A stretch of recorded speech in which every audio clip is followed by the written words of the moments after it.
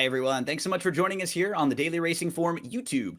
I'm Gino Buccola alongside David Aragona with producer Bobby helping us out for a preview of the Grade 1 Hollywood Derby out at Del Mar this weekend. Before we get there for the preview, we want to remind you all about the Black Friday sale happening right now at Daily Racing Form. It is the biggest sale of the year, 20% off. Check out all the details at shop.drf.com. Make sure to use that coupon code BF2025 when you think about the changing of the tracks. Gulfstream Park starting up right now, Fairgrounds starting up right now. You're going to need some help with those clocker reports and those really good maiden special weight races where you can have some help with Mike Welsh down there at Gulfstream Park. Let's take a look at the field for the Grade 1 Hollywood Derby, mile and an eighth on the turf course. This one's going to go as race number 9 on Saturday at Del Mar. Looking at this field, David, I think we can start with Test Score, who's just been so solid throughout the year. I mean, he's been in a lot of the big races for 3-year-olds on the turf, starting in the Transylvania American Turf. He wins the Belmont Derby. He's in the Saratoga Derby. It's not like he even ran poorly in the Nashville Derby, probably going a little bit farther than he liked, and Kentucky Downs is a bit tricky. And then he bounced back in a soft spot in the Twilight Derby and got a nice win. He's just a really cool horse to start the conversation with. Yeah, this is a Grade 1 race, one of the last Grade 1s on the turf for the 3-year-olds, and Test Score is the only Grade 1 winner in the race, having achieved that in the Belmont Derby earlier this year. So that makes him the class of the field and the horse to beat. As you said, he gets the 9 furlong distance. So he's just very logical, and he's also the kind of horse that doesn't need a specific kind of trip. Let's take a look at the Timeform US pace projector and see how they feel this one will set up. Friendly Confines wants to go. And actually, in the race that Friendly Confines and Tempest Volat both come out of on October the 30th, they were both forward. And it was kind of a game of chicken early on. Friendly Confines went. Tempest Volat took back a little bit. Wouldn't be shocking to see the both of them forward. But we also have a maiden in here, David, Kokasan, who sat second, but he was second behind a runoff leader that day. He's a horse, so I wouldn't be shocked if they tried to, use those tactics and put him on the lead in here. Yeah, I would agree with Friendly Confines, especially breaking from the rail, coming out of the chute. It feels like the intention would be to go forward with him. The connections of Tempest Vola didn't seem like they wanted him on the front end last time, so maybe they'll take back, as you said, Kokosan's got some speed. The number 6 Noble Confessor, he put blinkers on last time and went to the front end with that new equipment at Aqueduct, so maybe he's a horse that is forwardly ridden in this race. If I had to guess, I could see the 2 and the 6 out front. Let's meet the field for the Grade 1 Hollywood Derby, and we'll start things out with the number 1, Maz, the French bred, who comes off a runner-up effort in the Twilight Derby behind Test Score. He was last of 5 in that race, David. He had to move. He was kind of 2 or 3 lengths early on in that race. He moved inside to wait a little bit before pushing through a tight spot. I don't think he was ever going to win the race, but he went inside. Test Score went outside, had more of a wide, smooth, easier journey there. You think Maz has any chance to turn the tables on Test Score? Yeah, in that Twilight Derby, it was a small field. Test Score was a heavy favorite, and it felt like Maz was just ridden to pick up pieces, and that's exactly what he did. He saved ground every step of the way, came through on the inside for second. Didn't really think he ran nearly as well as Test Score on that occasion, and he's the kind of horse that would really need the pace to come apart to turn the tables like it did for him 2 back. Not sure we're going to get that race flow here. We move to Friendly Confines. He had a good start most recently, October the 30th, along with Tempest Volat. Was down inside of that rival. He pushed onto the lead. He cleared about a length, but he couldn't hold off Tempest Volat, who was able to sit, relax, and then come and take a shot at him early in the stretch there. Any reason why you think you could see Friendly Confines, turning the tables on the horse who beat him last time out? Personally, for me, it's a little hard to make the case, especially stretching out to the 9 furlong distance. I do wonder how far this horse wants to go. He broke his maiden going 6.5 furlongs earlier this year. It felt like a mile was maybe stretching him a little bit last time for him to not win, given the trip that he got. So stretching out here against the tougher field, he was a little tough for me to case for, at least on the win end. We move to Test Score, who is a Grade 1 winner, and he is just really, really solid, honest, and fits very well in this spot. Comes off of a win in the Twilight Derby. He was 4th, about 3 lengths off. He was 2 lengths in front of Maz early in that race. He just was kept wide. I think they just kept him in the clear, David. They rode him like he was the best horse in here, and they just didn't want him to get in any trouble. And when you're trying to look at a horse and knock them a little bit, I mean, he's won at the distance a couple different times. And for some of these other horses, we're not quite sure how far they want to go or if a mile and an eighth is perfect. And for Graham Ocean, I actually had him on for an interview that'll be a future Off the Track podcast. And I was joking with him about his success in Southern California. I said, we need to see you out here more, Graham. If you look at the last year, He's 5 for 11 with horses coming out here in Southern California in stakes races. He just has a really good feel for where these horses will stack up. He won a couple of them at Del Mar. We saw him with Test Score in the Twilight Derby too. It's just when he sends horses out here, generally they're live. And he was joking. He said, if I can get away from Chad, then I probably have a pretty good shot. And that's what he's doing here again with Test Score. Yeah, I don't know what it is about Graham, but it feels like every year he has a really strong second half of the season, especially coming into the fall. He wins a lot of stakes races in New York at Aqueduct. That's a specialty. Comes out to some of these races late in the season in Southern California. So we'll see if that pattern continues with Test Score. And Gino, he's just a really straightforward horse. Like I said earlier, he doesn't really need a specific kind of trip. He can sit in mid-pack, come from further back. He can stalk the pace, and he just runs consistently well. And when you start to go through his past performances, the horses that have beaten him in recent races are probably just better than the rivals that he's facing here. Runners like Zulu Kingdom and World Beater, Wimbledon Hawkeye. I mean, they're legitimate grade 1 and grade 2 level horses. And I'm not sure that this is the strongest edition of the grade 1 Hollywood Derby that we've ever come across. And Test Score just feels like he's the class of the field. He drew well. He's going to be pretty tough to beat. Well, Graham ships out west to try to get away from Chad Brown and Todd Pletcher, and he's going to have to deal with Chad Brown and Todd Pletcher both in this race. Salamis right next door is a stakes winner. Feels like he still has some upside, David. His dam was a grade 1 winner, and he's a half sibling to a horse who's a multiple graded stakes winner named Suggesta. So there's some solid pedigree in here. I think his last race at Keeneland, he got over from the outside, but he got caught in between a little bit. He angled out to the 3 path. He was a little bit wide, and then he made an early wide move. He did keep grinding, and he was in a 3-way photo with Giacoso for third. If he finishes third in there instead of finishing fifth, it just looks a lot better on paper. It's one of those mental things that you feel better about.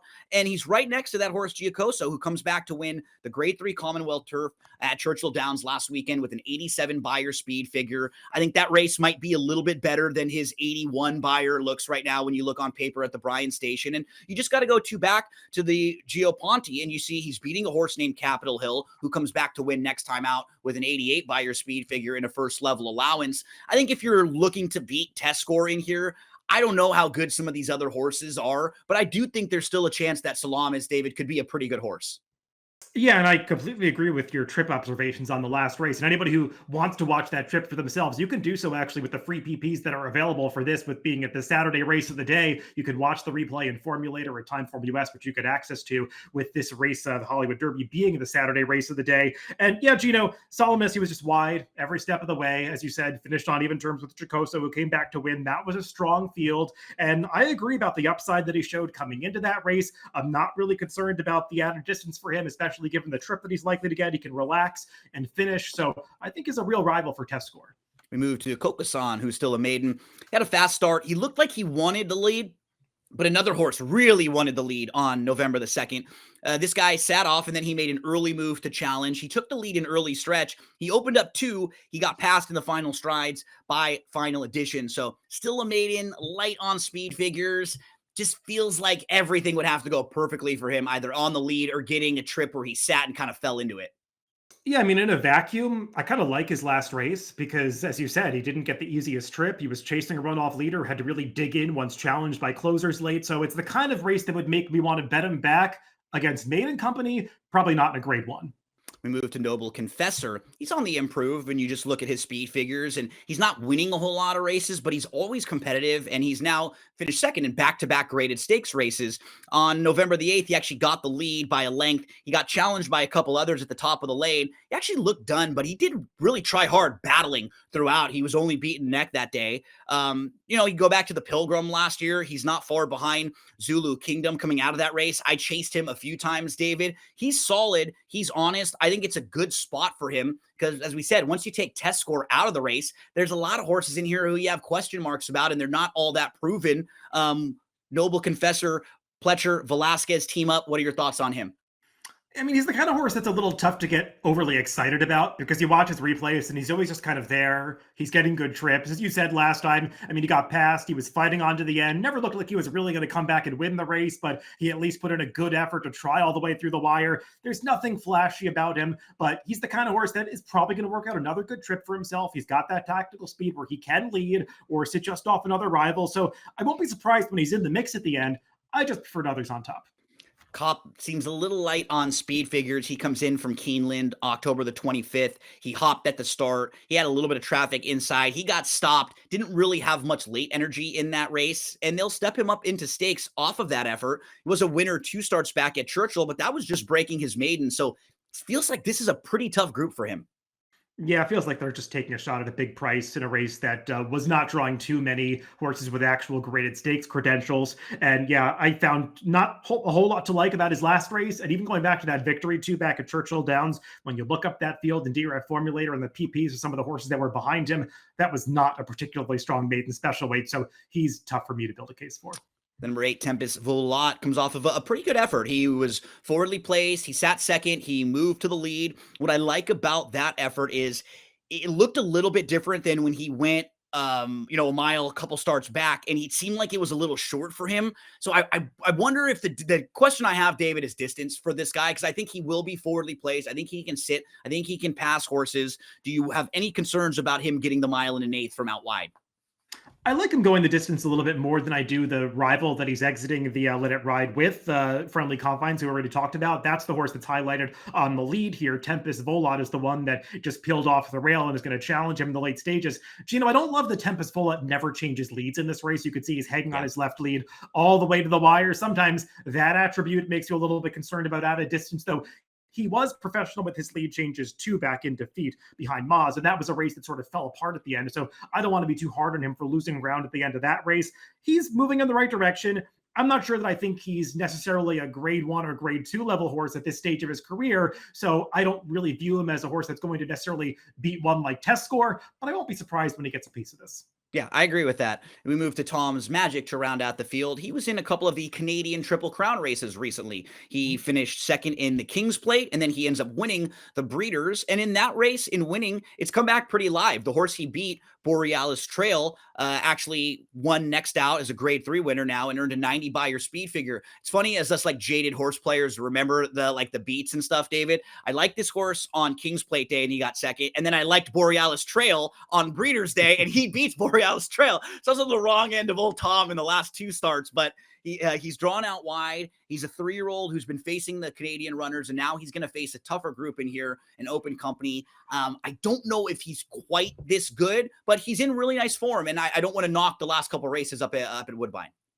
Yeah, and I will say I liked that Breeder's performance a lot more when I watched the replay of it, which was just showed, as opposed to when I look at it on paper, because you see it on paper and it's like, oh, he blew a 2-length lead in the final eighth of a mile. He must have been getting eaten up at the end. But then you watch the replay, and in my opinion, Gino, he was never letting that horse by. He really dug in to hold off that rival in the late stages. And also, he had to make a very early move on the backstretch of that race because he was just not settling behind the very slow pace. So he did a lot of things right to be more superior to that field than the head margin might indicate. But like you said, don't really love the competition he's been facing up at Woodbine. I don't really know how he stacks up against Test Score. And just given the limited number of options in this race, I don't know if he's going to be a bettable price. Let's round things out with selections for this one. Don't forget, as David mentioned, it's the Saturday race of the day, so you can get free past performances on the website. David, you and I are both looking at a very logical alternative to Test Score in here. Yeah, it just feels like the other horse that's pretty obvious is the Chad Brown runner. Chad Brown's had a lot of success in this race over the past several years. I think he's won 4 of the last 9 runnings of the Hollywood Derby. So he typically brings live horses out to Southern California for this weekend and just feels like a horse with upside. Had a trip last time. So I don't know if he's going to be some overly generous price in the face of Test Score, given, the limited number of options that there are to go for alternatives. But he is the horse that I wanted to try to beat the favorite with. Yeah, same top 2 for us. A 4-3-9-6 for David, 4-3-8-6 for me. Whoever you play, however you play them, we wish you the best of luck.